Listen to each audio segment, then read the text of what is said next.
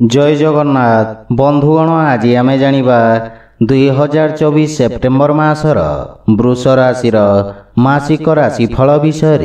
एही मासिक राशिफल ग्रहंक स्थिति और चलन को नहीं आधारित एवं ग्रहंक स्थिति और चलन आम जीवन रे बहुत प्रभाव पकई थाए, जहा फल आम जीवन रे केबे सुख आसी थाए तो केबे दुख आसी थाए। सेथिपाई ग्रहंक स्थिति और चलन को नहीं आमे पारिवारिक जीवन, वैवाहिक जीवन, आर्थिक स्थिति, शिक्षा, व्यवसाय एवं स्वास्थ्य विषय संपूर्ण विश्लेषण करी कहिबो। सेथिपाई वीडियो को शेष पर्यंत देखंतु और जो माने आम चैनल को नुआ करी आछंती तळे थिबा लाल रंगर सब्सक्राइब बटन को दबाई आम चैनल को सब्सक्राइब करंतु और पाखरे थिबा घंटी बटन को दबाई ऑल रे सिलेक्ट करंतु, काहेकि ना आमे अपलोड करिथिबा प्रत्येक वीडियोर नोटिफिकेशन आपण सर्वप्रथमे पाई परिबे।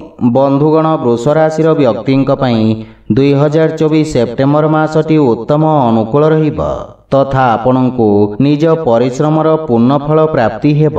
क्यारियर तथा कार्यक्षेत्र दृष्टि दशम भावर स्वामी शनि वक्री स्थिति रे दशम भाव रे विराजित रहिबे, जहा फल कर्मस्थल रे आपणको अधिक परिश्रम करने को पड़िबा। आपणक उपरे कार्यचाप लगी रहिब। षष्ठ भावर स्वामी शुक्र मासर पूर्वार्धरे केतुंक सहित पंचम भाव रे विराजित रहिबे, जहा फल चाकरी क्षेत्र रे परिवर्तनर प्रयास करिबे। किंतु 18 सेप्टेम्बर को शुक्र तुला राशि को गोचर करिबे, जहा फल चाकरी क्षेत्र रे स्थिरता और अनुकूलता आसिब। पूर्वरु लगी रही संघर्षपूर्ण स्थिति रे हानि घटिब। व्यवसाय क्षेत्र जड़ित व्यक्तिंक पई मासटी सकारात्मक परिणाम प्रदान करिब। देवगुरु बृहस्पति पूरा मास लग्न भाव रे विराजित रही सप्तम भाव को दृष्टि रखिबे एवं व्यवसाय को समृद्धि प्रदान करिबे। आपणक द्वारा निया जाइथवा निर्णय व्यवसाय पई अनुकूल साब्यस्त हेब। सेहीपरि आर्थिक स्थिति दृष्टि मासटी उत्तम प्रगतिर संदेश नेकी आसुची। एकादश भाव रे पूरा मास राहु विराजमान रहिबे एवं शुक्र मध्य पंचम भाव रे विराजित रही एकादश भाव को दृष्टि रखिबे, जहा फल आर्थिक समस्या रे हानि घटिब। आपणक आमदानी रे उत्तम वृद्धि देखिबाकू मिलिब।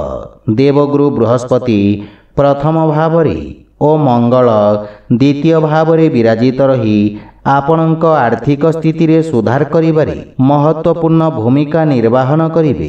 विदेश स्रोतरु मध्य विशेष लाभ प्राप्ति हेब।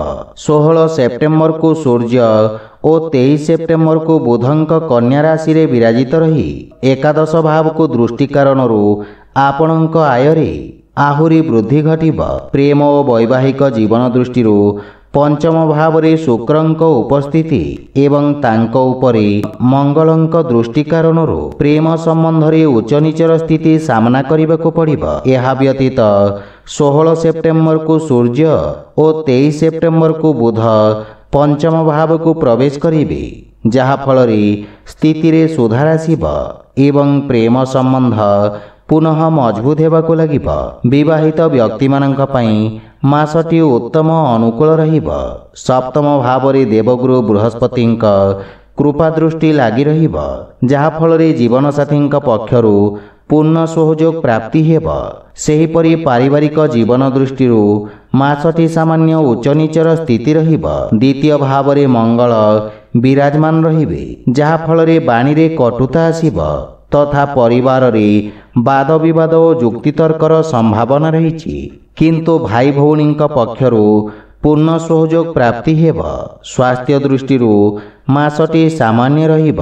पंचम भाव रे शुक्र और केतु विराजमान रहिबे, जहा फल संतानक स्वास्थ्य संबंधित समस्या आपणको व्यथित करिब। विशेष करी उदर और रक्त संबंधित स्वास्थ्य समस्या आपणको हैरान करिब, सेथिपाई विशेष सावधान रुहंतु।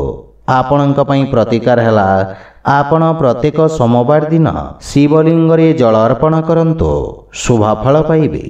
तो बंधुगण यह थिला 2024 सेप्टेम्बर मासर वृष राशि मासिक राशिफल विषय। जदि भिडियोटी आपण मानकु भल लागि थाए ଲାଇକ୍ ସେୟାର ଓ କମେଣ୍ଟ କରି ଜଣାନ୍ତୁ ଏବଂ ଆମ ଚ୍ୟାନେଲକୁ ସବସ୍କ୍ରାଇବ୍ କରନ୍ତୁ। ଜୟ ଜଗନ୍ନାଥ।